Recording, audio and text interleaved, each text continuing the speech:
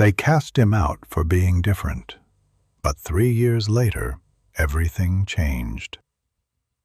The emerald canopy of the Congo Basin dripped with a relentless, rhythmic moisture, the air so thick with the scent of rotting vegetation, damp moss, and the sweet, fermented aroma of overripe wild ginger that it felt heavy in the lungs.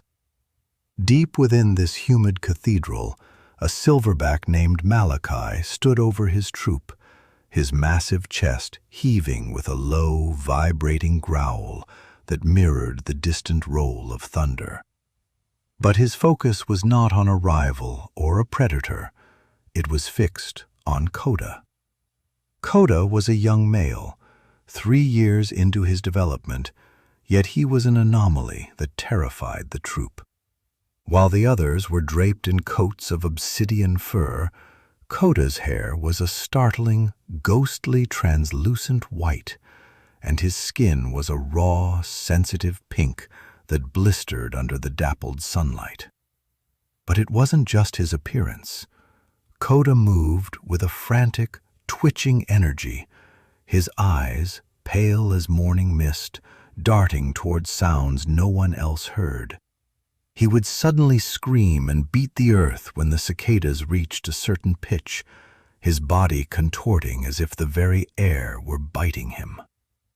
To Malachi, this wasn't a sun, it was a curse that would draw leopards and bad luck.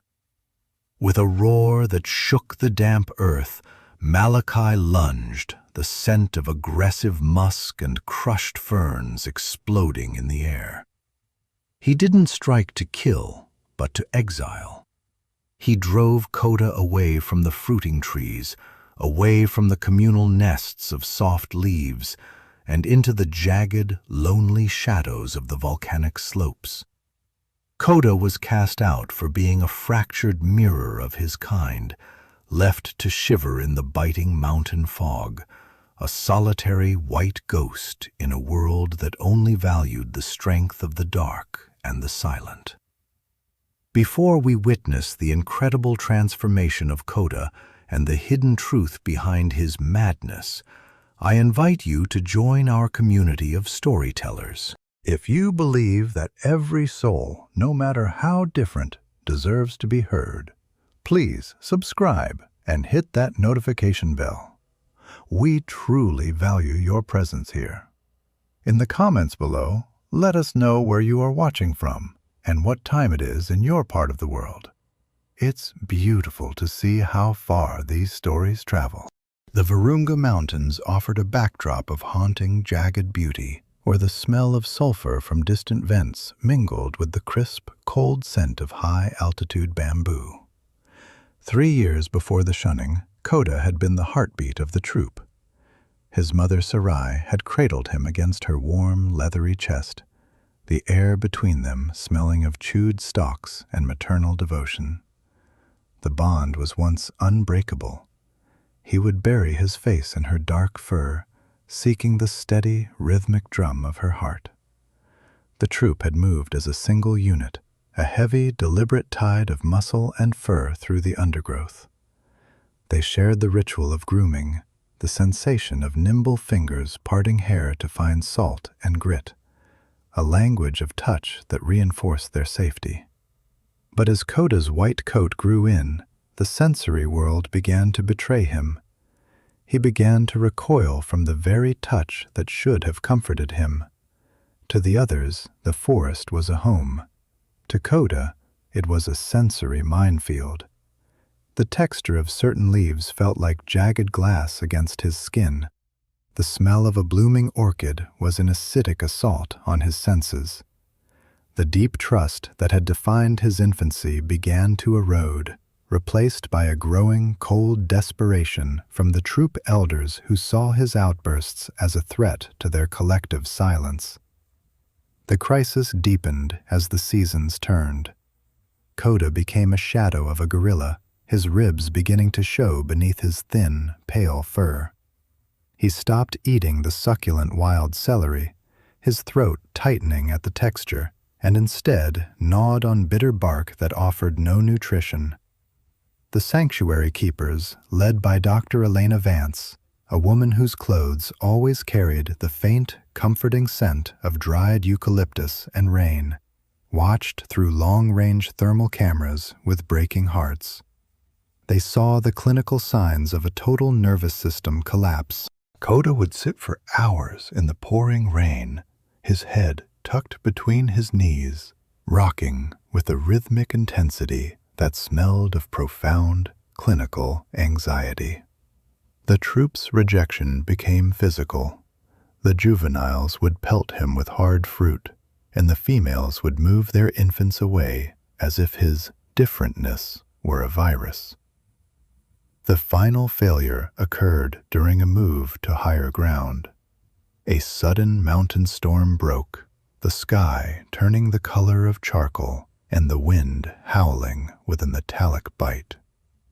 Kota, overwhelmed by the static in the air and the stinging percussion of the hail, froze in an open clearing. Malachi, fearing the noise would alert poachers or predators, delivered a final, crushing shove that sent Kota tumbling into a ravine.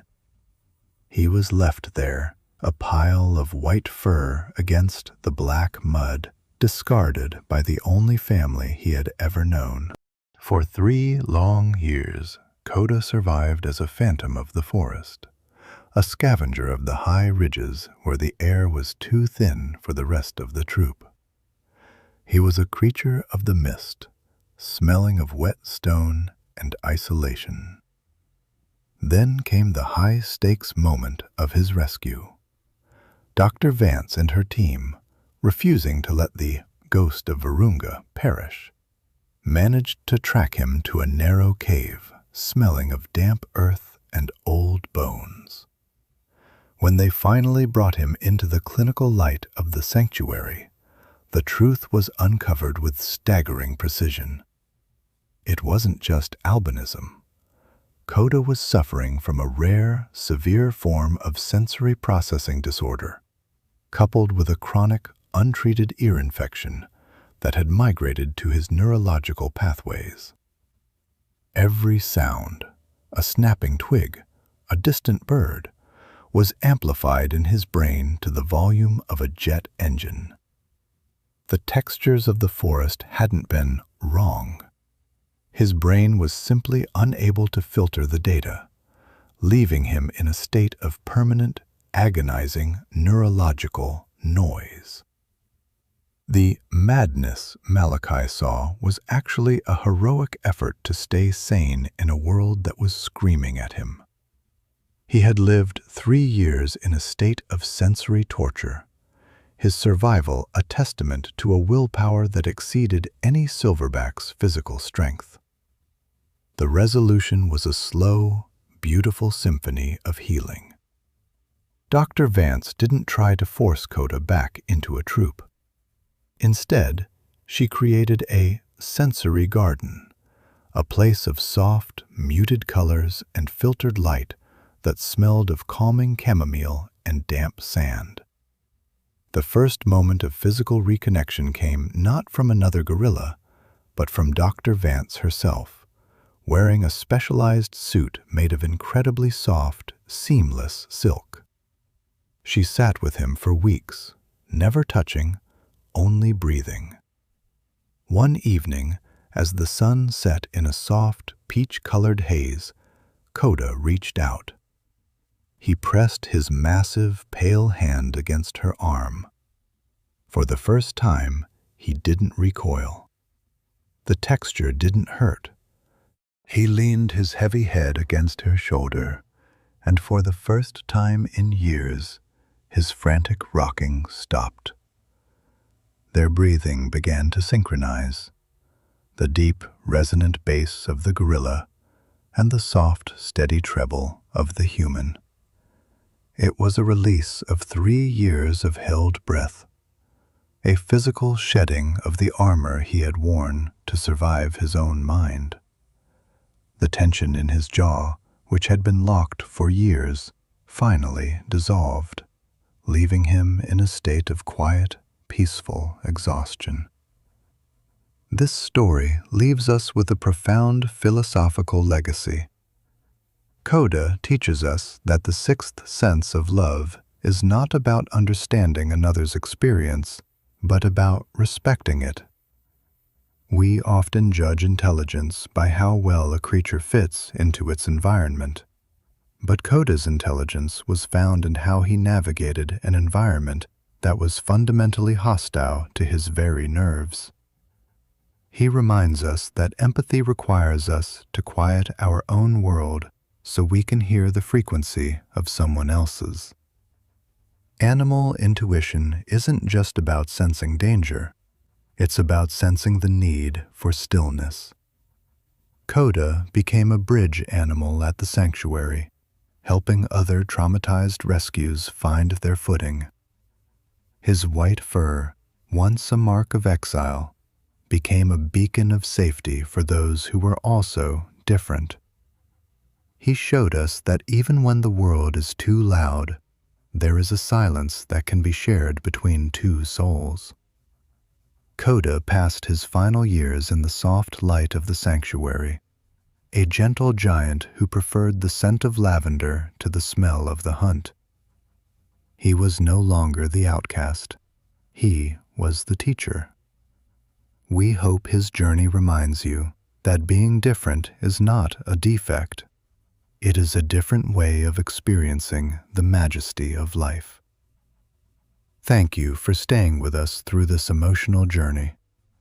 If Coda's story moved you, please like, subscribe, and share this video with someone who might feel like an outcast in their own world. We want to ask you, have you ever felt a deep, unspoken connection with an animal that seemed to sense your internal struggle? Tell us your story in the comments.